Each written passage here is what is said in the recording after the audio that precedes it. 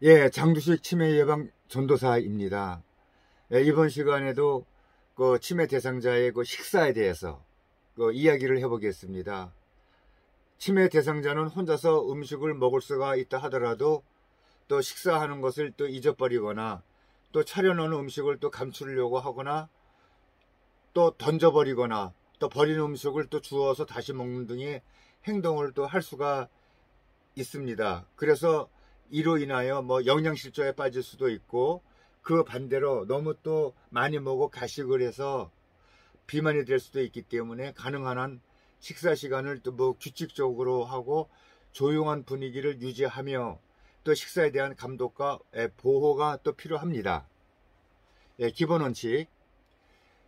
첫 번째는 잘 고정되지 않은 의치는 식사 도중에 음식을 삼킬 때 식도로 넘어가 버리거나 또 기도로 들어가 숨이 막힐 우려가 있기 때문에 그 의치는 잘 고정되어 있는지 확인하고 느슨한 경우에는 또 끼지 않게 한다. 두 번째, 치매 대상자가 당뇨병이나 고혈압 등으로 음식을 가려 먹어야 할 경우에는 치매 대상자가 접근할 수 없는 장소에 또 해당 음식을 둔다. 세 번째, 그릇은 그 납작한 그 어떤 그 접시보다도 약간 이렇게 그 옆으로 이렇게 올라온 그 사발을 또 이용하는 것이 좋다. 그 다음에 투명한 유리 제품보다는 색깔이 있는 플라스틱 제품을 사용하는 것이 더 좋다. 다섯 번째는 소금이나 간장과 같은 양념은 식탁 위에 또 두지 않는다. 식탁 위에다가 놓게 되면은 그 치매 대상자가 이렇게 그걸 만져서 뭐 음식에 더 놓는다든지 뭐 이렇게 그렇게 하면은 좀 안 되니까 놓지 말라고 하는 것이죠.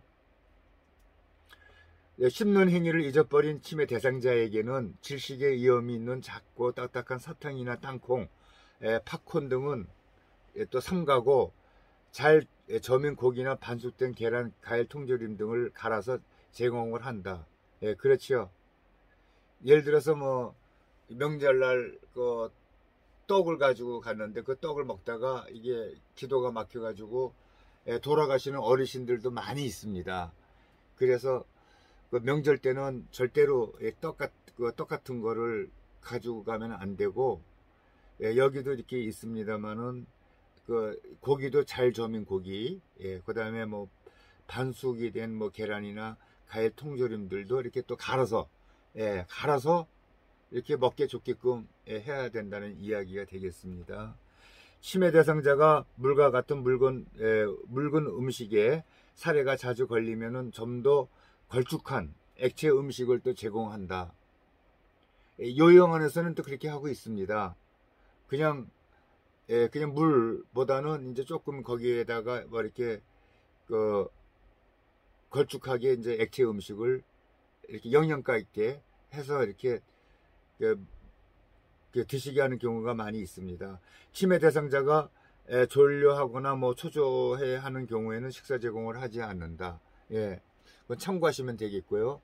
그래서 이제 그 돕는 방법으로 식사 전에는 첫 번째, 치매 대상자는 뜨거운 음식에 대한 판단력이 부족하기 때문에 음식의 온도를 그 식사를 하기 전에 미리 그 확인을 해야 됩니다. 예를 들어서 국 같은 게 너무 뜨거운 거를 잘못해서 빨리 먹다가 좀 안 좋은 일이 생길 수가 있기 때문에 이제 예를 들어서요.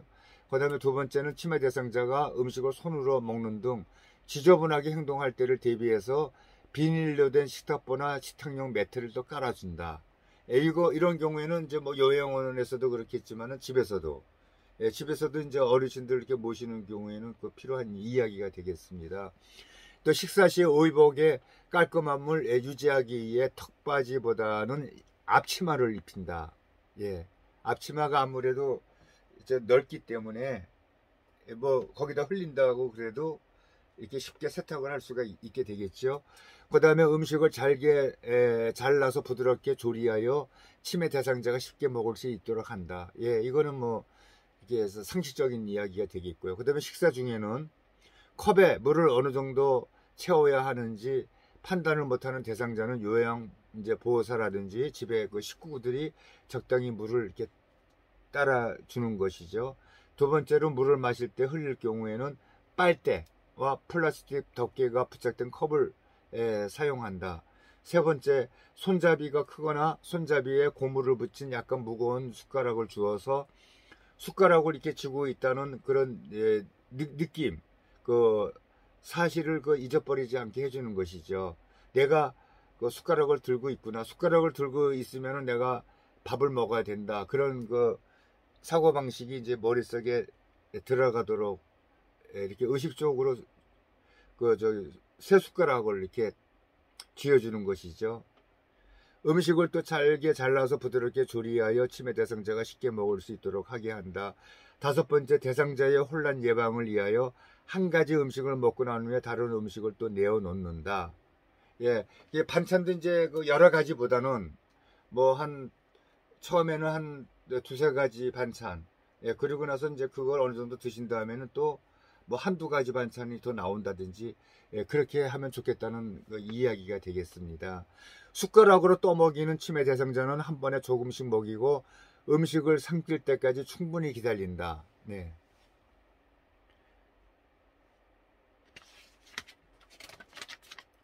그 다음에 이제 식사 후에는 식사를 얼마나 하셨는지, 예, 그 양을 이제 또 기록을 해야 합니다. 치매 대상자가 식사를 하지 않아서 또 체중이 감소하게 되면은 의사에게 알리고 그 원인을 또 파악을 해야 됩니다.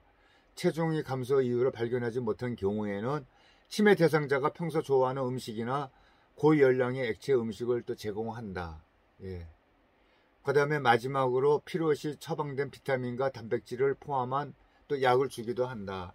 예, 이거는 이제 약이라고 하는 거는 의사의 처방에 따라서 이제 약을 주는 것이죠. 예, 네 번째, 배설 문제가 나옵니다. 사실은 우리들이 자식들에게 아주 마지막에 최고의 선물이 뭔지 아시죠? 예, 그것은 나이 드신 분들이 돌아가시기 전까지는 내 두 발로 화장실을 다녀오는 것이 자녀들에게 줄 수 있는 최고의 선물이라고 이야기하고 있습니다. 배설 문제죠. 배설 문제에 대해서 이야기하겠습니다. 배설 문제는 치매 대상자의 일상생활 수행에 주된 장애 요인이 되므로 실제적인 요양 그런 기술이 필요하다. 또한 대부분 치매 대상자는 자기 보호 기능이 저하되어 있기 때문에 이들을 보호적 환경에서 인내심을 가지고 수용적이고 부드러운 태도로 대해야 한다. 치매 대상자에게 흔한 배설 문제는 다음 문제 행동을 동반한다. 여러 가지 사례가 있습니다만 첫 번째로는 뇌 기능 장애로 배설을 할 수 없거나 느끼지 못하는 경우가 많이 있습니다. 두 번째는 화장실을 찾지 못하거나 화장실을 가는데 시간이 많이 걸리는 경우. 예. 그러니까 화장실을 가고 싶은데 화장실이 어디에 있는지 또 이게 기억을 못 하시는 그런 치매 대상자분들이 있습니다. 그 다음에 세 번째는 배설 방법을 잊는 경우. 배설이라고 하는 거는 이제 무의식적으로 본능적으로 나와야 되는데 순간적으로 그걸 또 잊어버리는 대상자들도 있다고 합니다. 그 다음에 행동이 느려진 경우, 옷을 벗고 입는데 시간이 많이 걸리는 경우. 그 다음에 여섯 번째로 배변 후에 휴지를 사용하지 않거나 사용했던 휴지를 아무 곳에나 이렇게 버리는 행위. 예, 그런 경우는 또 종종 있습니다.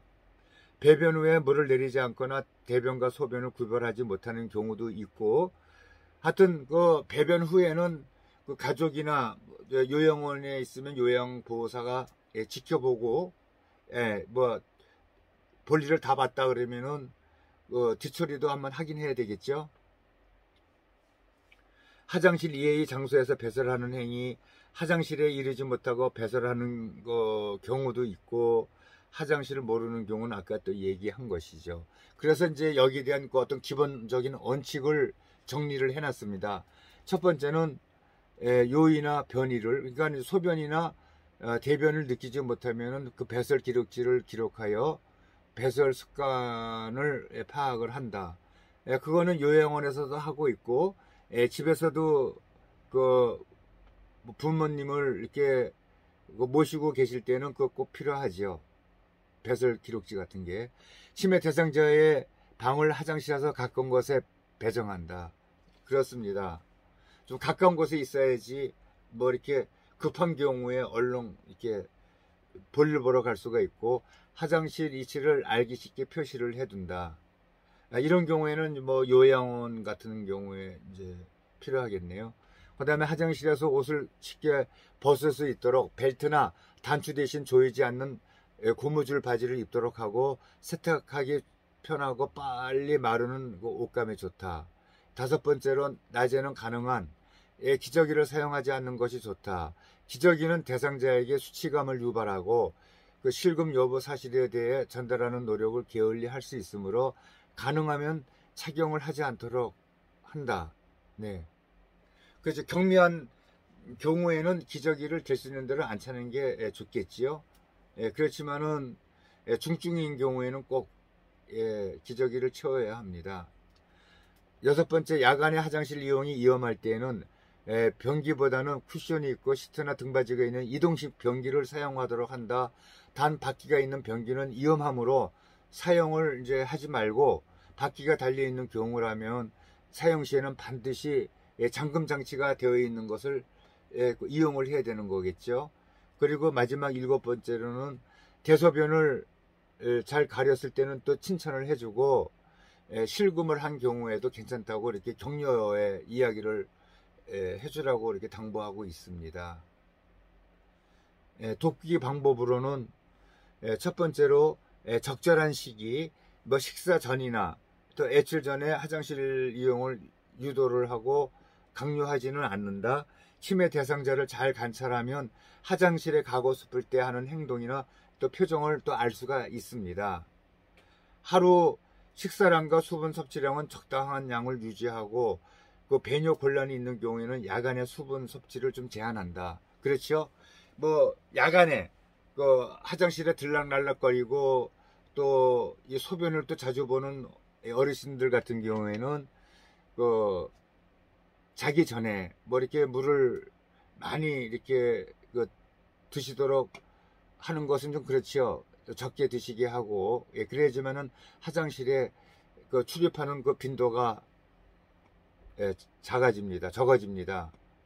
그리고 항상 부드러운 말로 손동작을 이렇게 보이면서 뒤처리 방법을 설명을 하며 치매 대상자 자신의 행동에 옮기도록 한다. 이게 많이 이제 기억이 좀 상실되기 때문에 뒤처리하는 방법도 잊어버리는 경우가 많이 있겠습니다. 그런 경우에는 이제 그 옆에서 간호하는 보호하는 사람이 시범을 보이는 거죠. 휴지를 가지고 뒤처리하는 방법을 이렇게 여러 번 많이 계속해서 보여주면은 이제 또 따라서 할 수도 있다는 그 이야기가 되겠습니다. 그리고 뒤처리 후에는 아무 일도 없었던 것처럼 또 행동한다. 네. 그리고 이제 그 실금하는 경우도 있습니다. 그 민감하게 반응하지 않고 비난하거나 또 화를 내지 않는다. 그거는 뭐 당연한 이제 이야기가 되겠고요. 가능한 한 빨리 더러워진 옷을 또 가려 입혀야 되겠고, 그 실금으로 젖은 그 신체 부위는 씻기고 말려서 피부를 깨끗하게 유지하게 해야 합니다. 그렇게 안 하면은 좀 찝찝하죠. 네 번째, 한기를 자주 씻기고 그 요와 이불을 잘 말려서 그 실금 이렇게 자신도 모르게 나오는 이런 소변 같은 거 냄새를 또 관리를 해야 되겠고, 그 실금 사건이나 매일 그 수분과 음식물의 섭취 내용이라든지 배변에 관한 그 치매 대상자의 요구 등과 배설 상황을 기록을 해서 배설 리듬을 확인해야 합니다. 이거는 귀찮아도 꼭 해야 되겠죠. 그렇게 기록으로 남겨야 합니다. 이거 배뇨 관리로는 소변을 볼 때 방광을 확실히 비우도록 배뇨 후 몸을 앞으로 구부리도록 도와주거나 치골 상부를 이렇게 눌러준다. 이렇게 뒤에서 좀 이렇게 그 이렇게 느슨하게 이제 늘려줄 수가 있고요. 요실금이 있으면 가능한 한 지정된 배뇨 스케줄에 따라 계획된 배뇨 훈련을 시행해 보고, 초기에는 매 2시간마다 배뇨하도록 하고 점차 시간을 늘려가면서 낮에는 2시간, 밤에는 한 4시간 간격으로 배뇨하게 한다. 그렇게 해야 되겠습니다. 그 다음에 이장 질환이나 기타 요인에 의해서 대변을 가리지 못하고 변실금이나 설사를 하는 경우 의료인과 또 상의해서 그 원인을 파악하긴 하고, 대변이 무르지 않도록 섬유질 섭취를 조절한다. 섬유질 섭취라고 하는 것은 이제 채소류를 이게 많이 주라고 하는 이야기가 되겠고요.